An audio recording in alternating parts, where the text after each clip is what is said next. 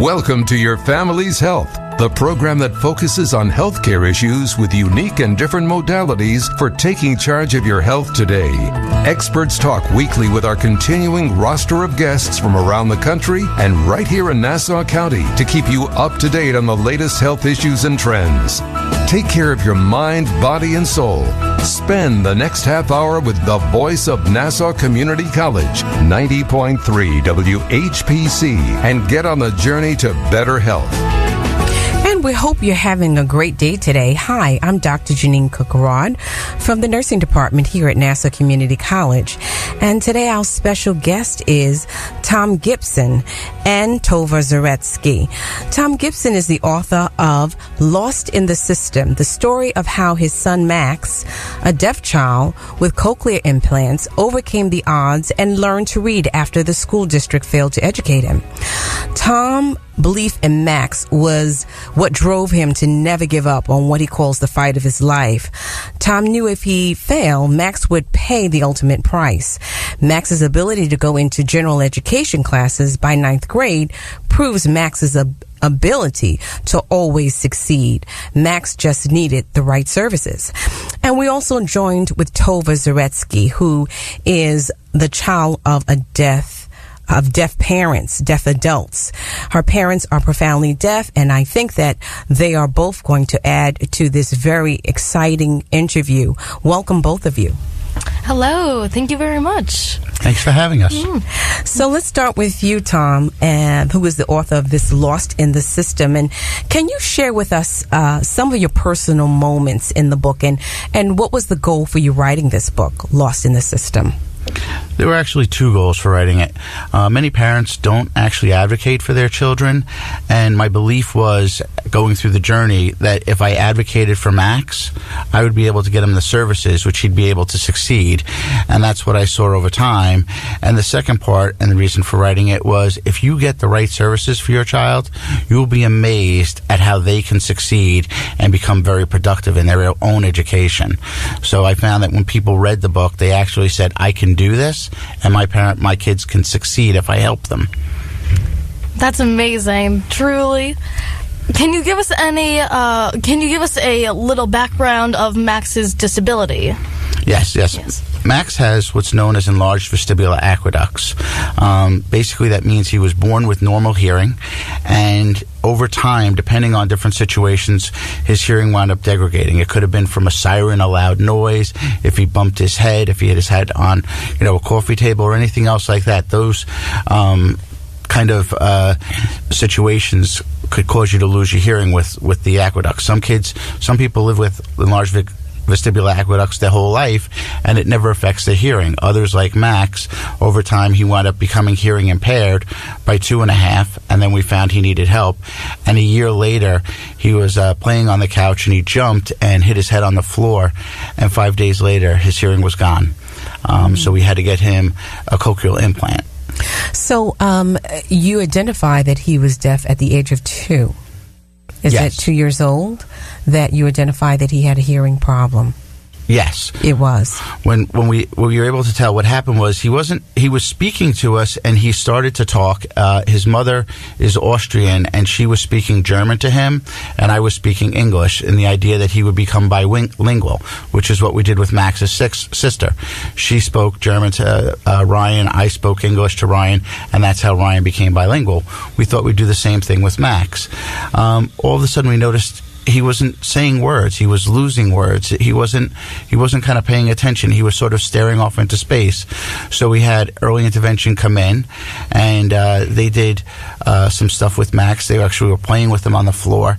And the moment in time, the woman took the keys and shook him behind his head, and he didn't move. And that's actually when we learned that he couldn't hear. So it was a little bit emotional. It was a tough situation for all of us. Yeah, I can imagine.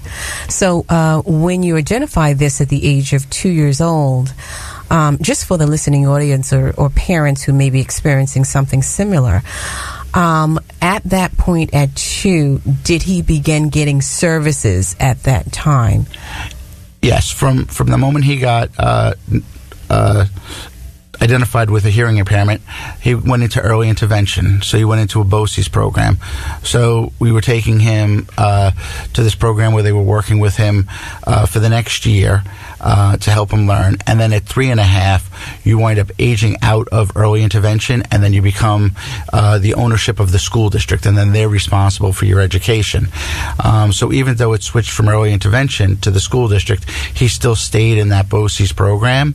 At 4, we put him into a private school, nursery school, and we had a speech teacher coming in and working with him, and she was actually really helping him along.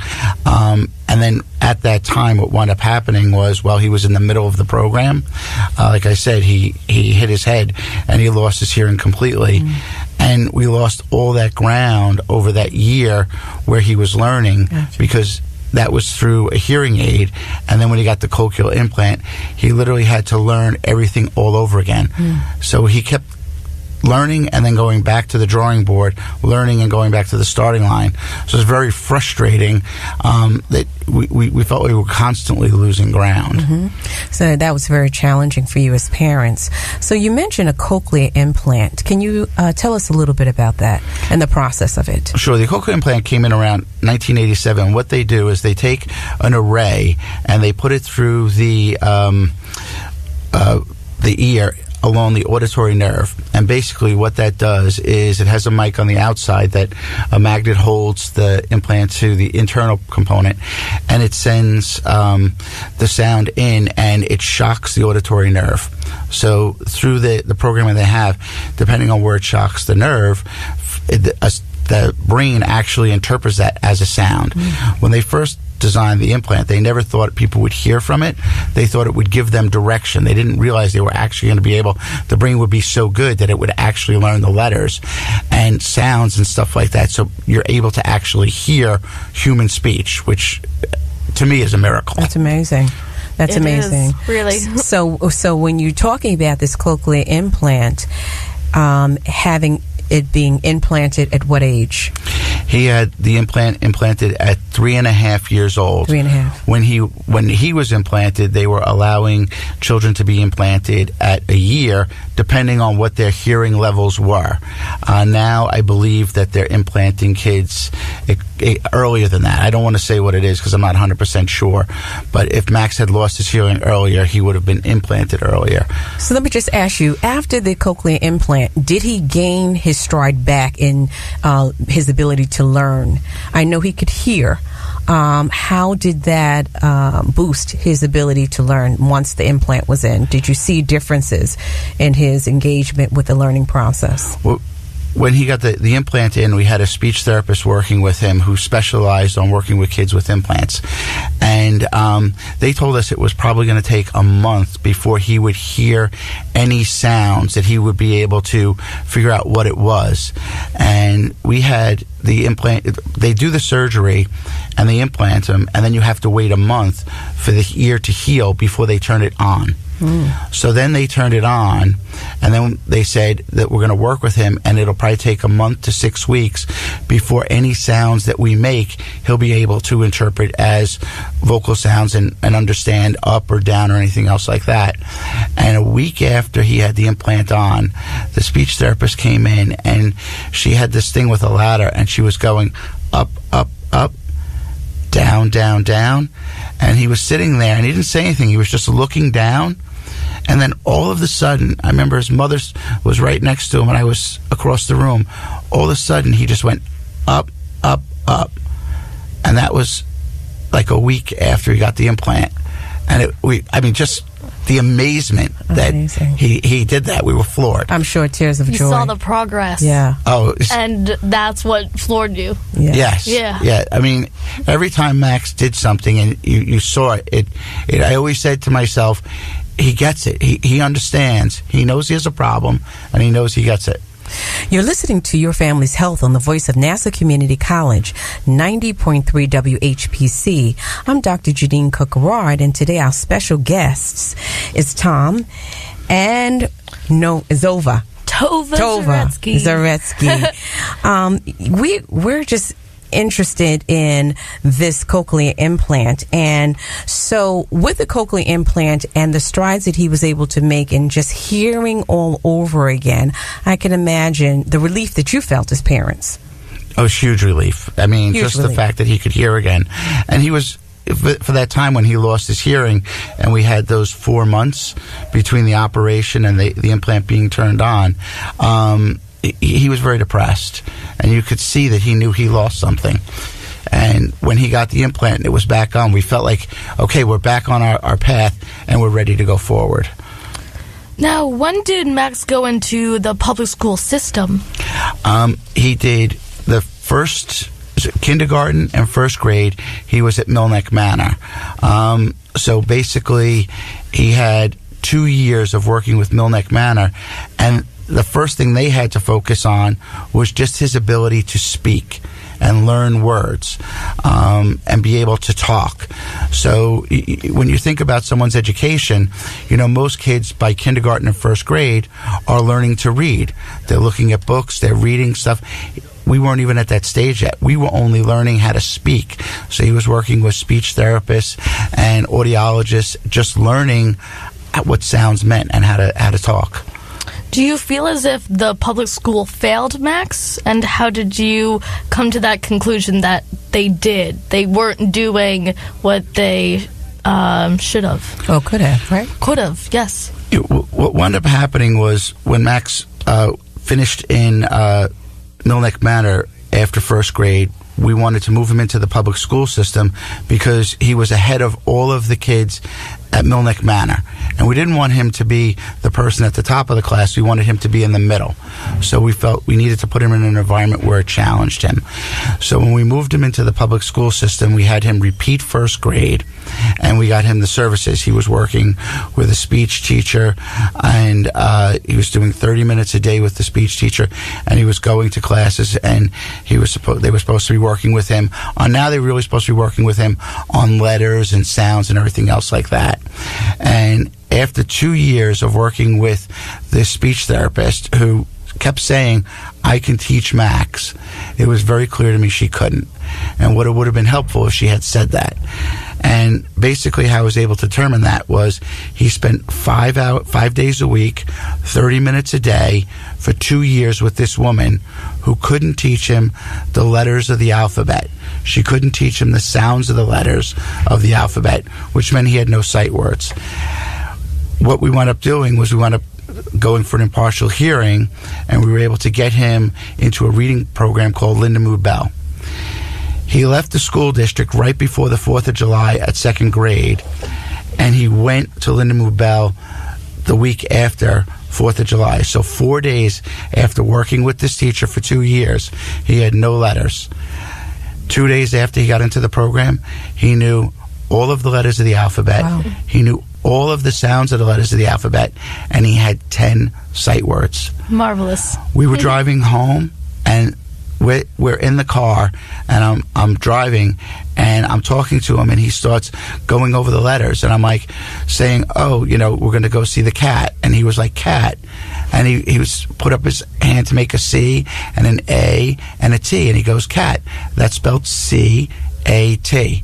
Now, my thing is, if they had 2 years to do this and didn't, and one program in 2 days got him that far, then there was obviously a problem with the school district and what they were doing with Max. And what they identified, right, and how they identified it.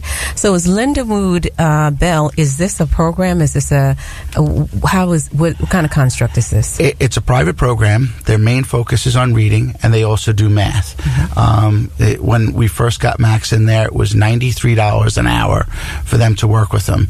They said that they would need to work with him 4 hours a day, 5 days a week, in order to really help him. The first summer he was there for 8 weeks. By the first week, he had 25 sight words. The second week, he had over 50 sight words. The third week, he had 75 sight words. By the end of the summer, when they first tested him, before he went into Lindenwood Bell, they couldn't even test him on most of the things.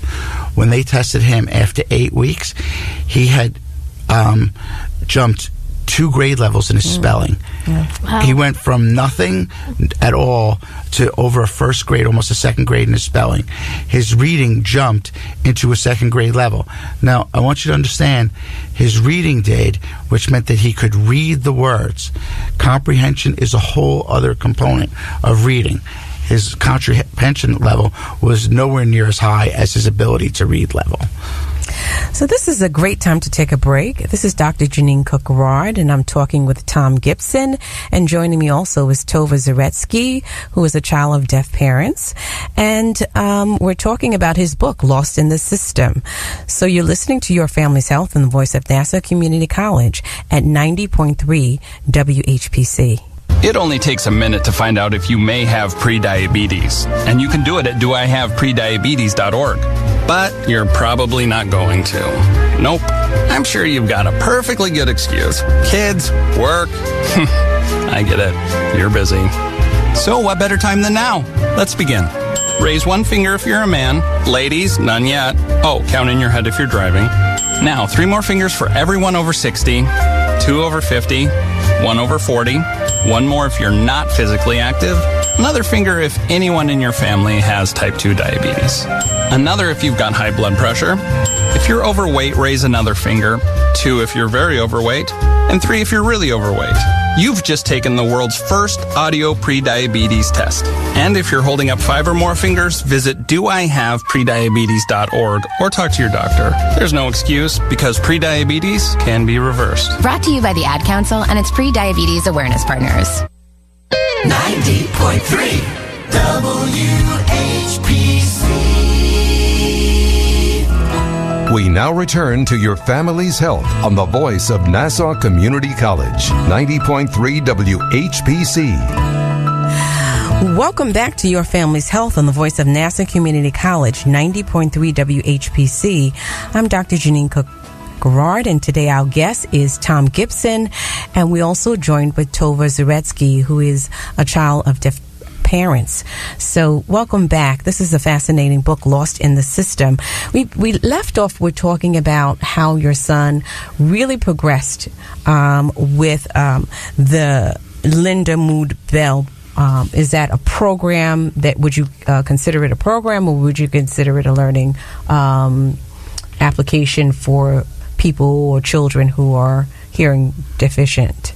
Well, it's a reading program, and it's a private. It's a private people that have it, and basically they utilize it a lot for kids with autism, kids who are not quick to picking up reading and stuff like that. And with Max and his situation, it was totally the perfect program for him, and I felt the first 8 weeks really showed that. That's amazing.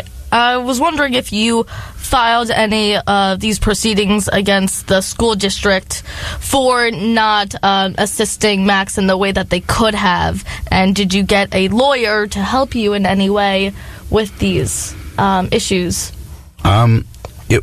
The thing with Linda Mood Bell is it's very expensive. It's right. $100 an hour, and they wanted to do 20 hours a week, so the school district wasn't very excited about helping to do that, and they kept saying that the services they were providing were fine. So obviously we were in a conflict. Max's mother and I were separated at the time, and unfortunately I didn't have any money, so I was unable to hire a lawyer. So what I did was I sat down and I read IDEA and the New York regulations on schools, and I filed impartial hearings. I spent the next 6 years filing 8 impartial hearings, 2 appeals, a civil complaint, and state complaints. And at the end of the day, the school district was forced to supply the services that I needed. There was one lawyer who I was contacting who I thought could help me out. Unfortunately, he had a heart attack, and he wasn't really practicing law at the time. He spent 45 minutes on the phone with me telling me how to fight the school district. And it gave me the confidence to go in and do what I needed to do. At the end of the day, I won a lot more than I lost.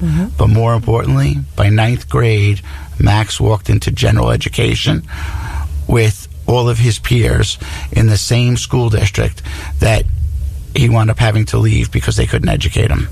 Well, that is a big triumph on the part of you, really sticking with it and seeing Max through this challenge. So would you say that he kind of overcome this unsurmountable odds? Would you say? I always believed in Max. I always said he's smart and he can do it. He just needs the right program. Many people say to me, you're amazing. You did this. You made all of this happen for Max. And I always look at him and I say, I didn't do anything. All I did was get him the services he needed. He's the one who stepped up to the plate and did everything he was supposed to do to succeed. He gave up all of his summers for 6 years. He went after school where the kids were playing on the fields, and he went to that reading program and Linda Mubel and work with them so he could learn to read. So if I had to give anybody the lion's share of the credit, it would be Max himself. So it's very interesting when you talked about the challenges in working with someone that has a hearing deficiency.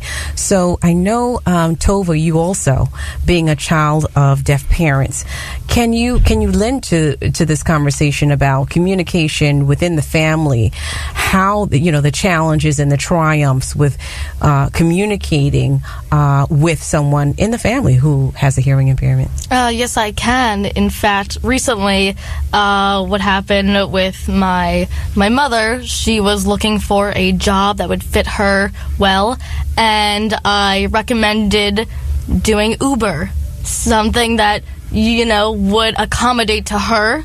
And now that I believe that I pushed her in the right direction, told her what was available, and I steered that path into making it more clear, but it was her drive that brought her to do it. I just opened up the lights and turned on the lights, and she was the one who drove. And it was her who did this. Just as you said, it was Max who did it. It was my mom who said, okay, you know what? If you believe in me, then I can do this. That's fantastic. It is. You're listening to Your Family's Health on the voice of Nassau Community College, 90.3 WHPC. And today our guest is Tom Gibson, the author of Lost in the System, and also Tova Zaretsky, who is a child of both deaf parents, profoundly deaf. So this is interesting that you talk about opening the door, and it is the person that enters the door and makes it happen for their whether it be the resources or whether it be something that's available for people who have this kind of challenge. Precisely. So it's very important that we give tribute to your parents and to Max for taking the opportunity to utilize these resources, and they are the real heroes in our lives. So when we, just talking to you, Tova, and talking to you, Tom, how would you say that the listening audience can learn from these experiences? Particularly yours, Max, who has trying to get mainstream into the system of learning and education, who may have a challenge. What would you tell parents? Don't be afraid. One of the things that we heard in the beginning was if you fight the school district, that they're going to be mean to your son. You have to work with them and be nice and not rock the boat. And I met a lot of parents who they didn't rock the boat, and their kids suffered because of it. I believe that, if you stand up to the school district and you go and you file an impartial hearing or you get a lawyer to help you out, I think a lot of times they respect you for it.